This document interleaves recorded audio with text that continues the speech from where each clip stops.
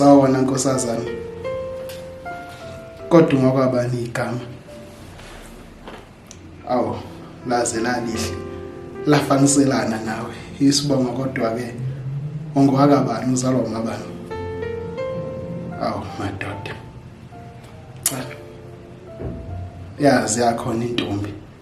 Ngoba bengithi mina kodwa ke ilanga lisemkhathini. Kwenze njani ngase ngilibona nimamatheka phambi kwami manje. Cha nkosazana. Bengithi mina phela ke igolide lisezimayini. Kwenze njani manje hlobo lunilotho thola amazinyo lolu ngikhanyisa ngalo.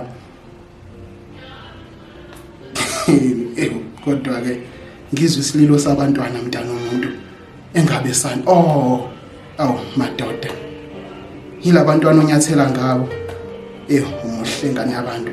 Yazi ngathi uNkulunkulu nje wathatha isikhathi sakhe nje ngesikhathi ebomba wena. Madoda. Ngicela nje ungachithi isikhathi kakhulu.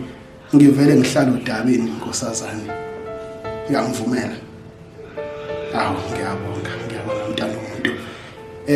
Mntana womuntu ke cha nginesicelo la ukuthi ke kodwa ke emagumbini aleyo inhliziyo yakho nami nje mangase ngithole nje elodwa nje lamagumbi ngihlale khona. Awu kodwa ke ngajabula.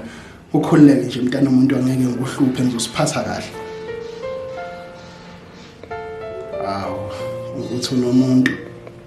Awu cha. Ngiyaxolisa kakhulu impela ukuhlakula indima esike yahlakulwa. Kodwa ke futhi ke uma ngabe endimeni yakho ufisa suke kahle ukhula futhi izithilo zakho zikhule kahle kuke kuhlakule ngokubambisana nkosazana. Kanti futhi uma usumbona nomuntu ohlulekayo ukuhlakula ngendlela umnini sivande unalo nje ilungelo lokumxoxa lo muntu. Uyabona?